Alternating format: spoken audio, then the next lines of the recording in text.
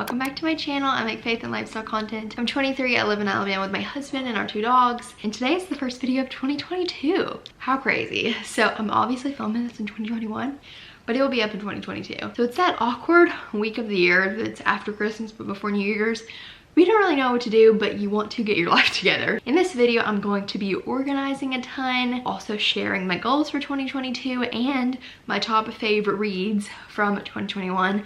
So it's just gonna be a very fun, like, reset for the new year type of video, and I'm very excited. Ethan's off this week, so he's just been spending time together, enjoying, relaxing, but I'm getting ready to organize some stuff. I basically put up all of our Christmas gifts, but there's just stuff everywhere. It's kind of a mess because we're like running out of room and we just need to declutter. I'm going to want to clean out this drawer in our kitchen that's literally like a candy drawer. We get candy for like Easter or Christmas or whatever, or just random times, and I put it in this drawer. So I need to clean it out. Basically, I want to clean out the extra closet in like our second room because we have just a bunch of stuff in there. I haven't cleaned it out since we got married. Just need to like declutter that. I want to get rid of some clothes, hopefully, in my closet, in our closet in our room, because we put up Christmas gifts and we have like no room for clothes, so I need to get rid of some stuff. And then I also want to clean out our bookcase because also just a bunch of stuff on there we need to get rid of. And then goals, favorites. It's gonna be a very fun vlog, very like declutter, organization heavy, which will hopefully get you motivated for the new year to organize, declutter, make some goals. Also, we already took down our Christmas decor. We took it down the day after Christmas. I've just always done that since I was a kid. It feels so nice to have the house like kind of like a refresh for the new year, so I'm very excited about that. But anyways, let's get to decluttering.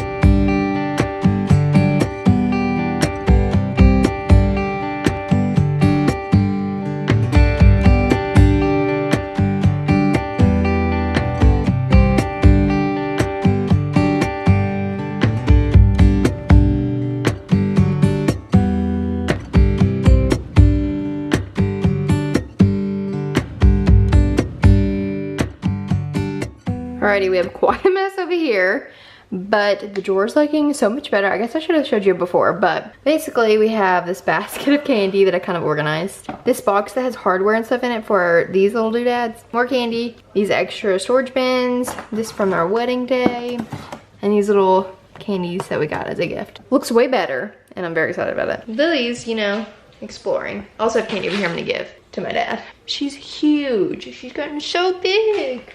You've gotten so big. So I added a few things that I forgot. This descaling kit that we have from an espresso, and then candy canes, because they will be good next year. So I didn't film this because there's not really a place for the camera, but I organized this closet kind of. Cleaned out a little space and was able to put our nativity scene up in the closet because it didn't fit in our Christmas boxes. Up here we have random bags, like backpacks and stuff.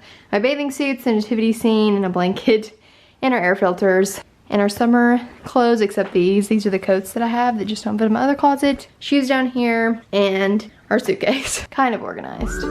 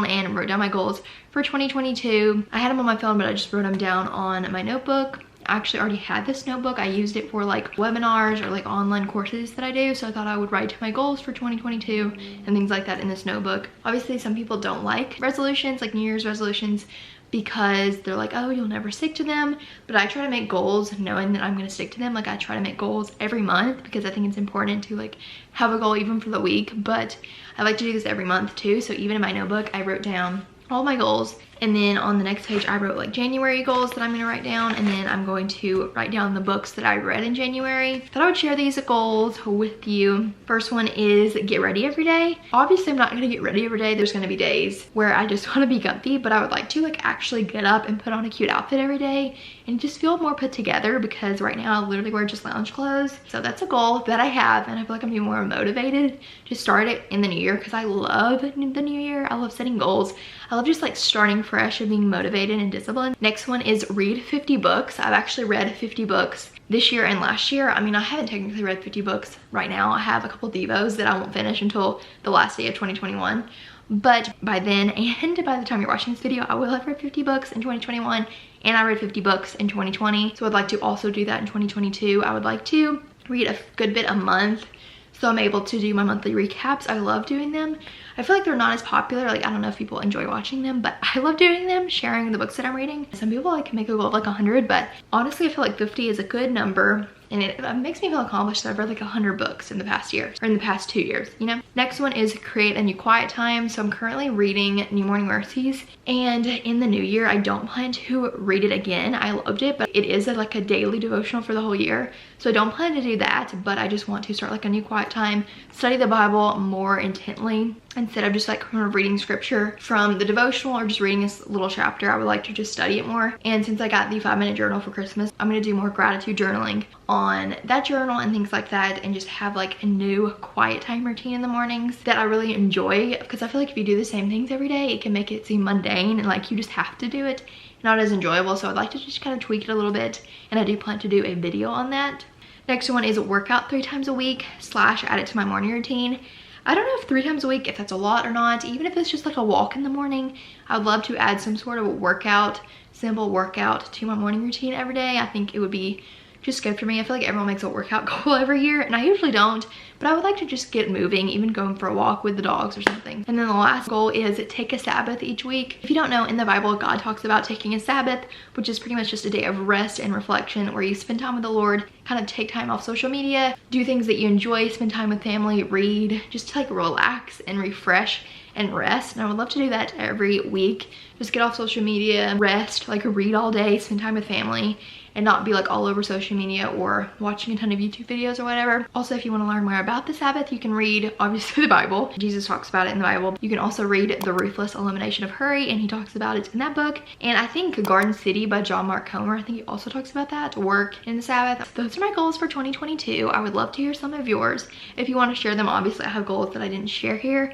that are more personal, but I do want to share some goals to kind of get you motivated for the new year. And if you have any, you should let me know. I'm in your picture.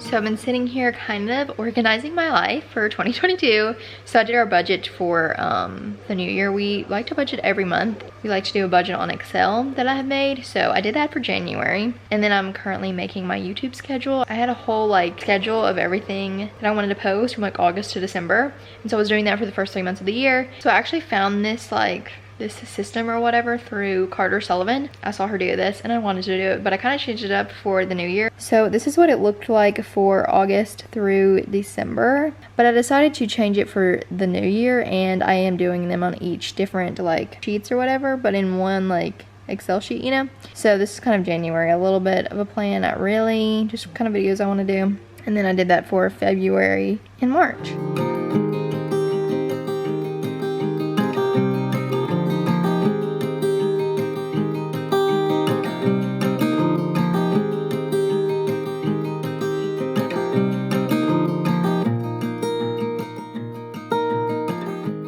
Yesterday I I planned out the entire month of January, and I didn't show you, so I wanted to do that. And I planned out like every day, like kind of a schedule of what I want every day to look like, and put in some things for January. And then I also made a calendar on Excel or like Google Sheets for like my YouTube schedule, because I was gonna put it on Notion. I like downloaded that and I was gonna use it, but I think it's gonna be so much easier to have like my YouTube schedule like where I wrote it out on the same thing as my calendar. So I think it looks very good. So this is my calendar, pretty jam-packed. This is kind of what my day looks like. Kind of have it scheduled a little bit of what I need to do each day, but also kind of what I want to film, lunch, that kind of stuff. And then I made this calendar for my like YouTube schedule thing. So up here I put like the video title, filmed, edited, thumbnail uploaded, and notes, and the date and stuff. And down here I can put it on the calendar so I can see it, and it looks so good. I did it for the month of January, and it just makes my life so much easier, and I'm really excited about it. So I did it for the first 3 months of the year. I should have filmed me doing that, but I will link the like tutorial that I used below, because it was super easy to follow and helpful for making like a calendar on Google Sheets. Because I was like googling, can you make a calendar on Google Sheets? And pretty much you just have to like kind of make it yourself. You can just insert a calendar that I know of. So that's how I did it. And you can kind of just customize it to what you want it to look like. So I will link that below to help you. Feeling really good, accomplished, reset for the new year. So I'm gonna sit here and chat about my favorite books of 2021 after I finish my devos tomorrow. I will have read 50 books in 2021.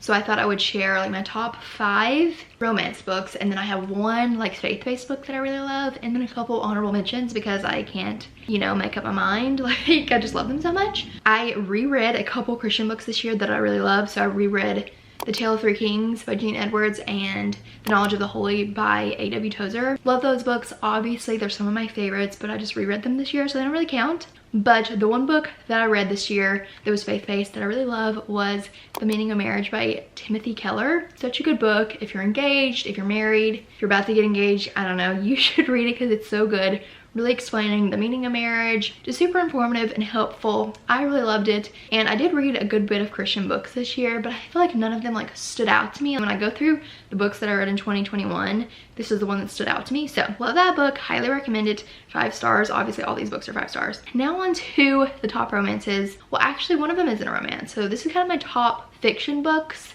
of 2021, and then I have a couple honorable mentions because I have a problem. First one is Love in Other Words by Christina Lauren. Such a good book. It's like a childhood romance slash second chance romance type book. I love second chance romances and in like childhood romances where they meet again like years and years later. So basically it's about this girl, Macy. Macy would spend summers and like weekends in this house outside of San Francisco where she met this guy, Elliot. They obviously fall in love, but they're like children, and then something happens, and then it kind of tells between then and now where she's older, she runs into him, and you just see what happens. It's such a good book. Highly, highly recommend it. Still think about it. So good. I would reread it. Next one is Much Ado About You by Samantha Young. This one's about this girl named Evie, I don't know how you say it. She lives in Chicago, but she's like, I'm missing something, so I'm gonna go to this quaint little village in England and work at this bookstore. Don't want to get in a relationship with anyone. I just want to find myself, basically. She meets this guy, Rowan, I don't really know how to say it, who is a farmer, and it just kind of goes from there. I thought this was such a good book, and I love books based in like England, like little English cottages, English villages. Loved it. Highly recommend this one. Super cute romance, but I feel like the cover kind of makes it seem like it's more of a rom-com, but I don't think it's really a rom-com. Almost forgot Ugly Love by Colleen Hoover. Literally, I didn't put this on this list, but I'm gonna say it. Ugly Love by Colleen Hoover was such a good book. Loved it so much. It's basically about this girl, Tate, and she moves in with her brother, and her brother's friend lives next door. And basically they're just like a mutual attraction. But when Tate first runs into this guy, his name's Miles, he's like talking about this other person, and basically like Miles just doesn't want to open up to anyone, open up to a relationship. And so throughout the book you find out what's wrong, what happened, and why he feels that way, while also seeing what happens between Tate and Miles. Cannot believe I forgot about that book. Loved it so much. One of my favorites of all time. So good, especially of Colleen Hoover. Such a good book. I feel like it's not talked about much either. Next is It Happened One Summer by Tessa Bailey. Loved this book so much. It's talked about a lot. Definitely worth the hype. It's about this girl named Piper. She's like spoiled. She lives in LA. She's like a socialite influencer person. Her dad sends her to this quaint little town, Westport in Washington, to work at her late father's restaurant and like reset it up and all of this. And she meets this guy named Brendan, who is like a fisherman, crab fisher hunter person, and you just see what happens. I thought it was such a good book. Like, I loved it. I raved about it in my November reading recap. The next one is The Midnight Library by Matt Haig. I'm kind of surprised by this, but I just thought it was so good, and I still think about like some of the things that happen in the book, and I just feel like everyone should read it. I think it's gonna be one of those books that you have to read in high school, because it kind of reminded me of some books that I had to read in high school, like when you get it assigned reading and they have like different like symbolism and stuff like that in it. That's how I feel about this book. Basically, it's about this girl. She's depressed. She's decided she wants to commit suicide. And in this book, between life and death is the Midnight Library. And basically, there's tons of books, like infinity of books of all the lives she could have lived if she made a different choice. So she spends the book basically picking out books from the Midnight Library, seeing what would have happened if she made a different choice. And I just thought it was so good. Like, the concept is so good, and I just loved it. I felt like it was such a great read. Not a romance at all, but I don't know. I just still think about it, and I think everyone should read it. And the next one is actually one I just finished a few days ago, and it's A Cross-Country Christmas by Courtney Walsh. I love this book so much. I thought it was such a good read, like wholesome holiday romance. It's about this girl named Lauren. She's from like LA area, and she's going home to see her family for Christmas, specifically her brother, who's about to have a baby, but she's afraid of flying. So her brother plans for her to ride with his friend Will across country from California to Illinois, where they're from. And something happened when they were kids between Lauren and Will, and it doesn't really tell you what happens until kind of the very end. But basically, Lauren's just not a fan of Will. She doesn't want to ride with him, and basically the whole story is them riding cross country for Christmas. So you could probably guess. It's pretty short. It's like a little over 200 pages, but I loved it so much. Highly, highly recommend. Thought it was the cutest romance ever. And I thought it was so wholesome, like not inappropriate. And then I have two honorable mentions because I think these are really good books too. First one being A Twice on a Blue Moon by Christina Lauren. So it's about this girl named Tate, and basically she takes this like 2-week trip to Europe, and she meets this guy named Sam, and she like falls in love with him. They're pretty young, in their late teens. They hit it off, and then something happens, and obviously they don't see each other again. And then 15 years later, she's on the set of a movie that she's a part of, and she runs into Sam. And so it's basically like a second chance romance. I love those. As you can tell, they're so good.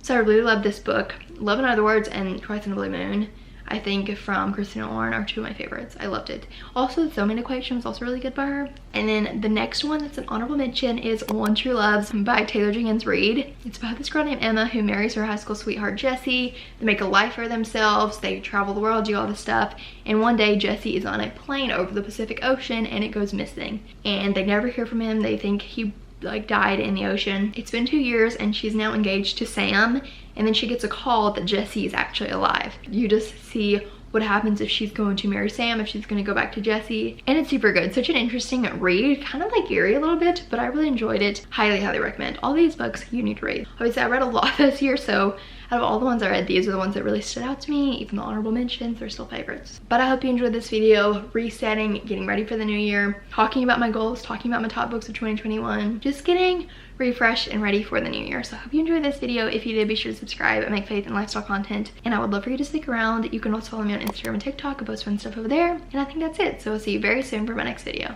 Bye.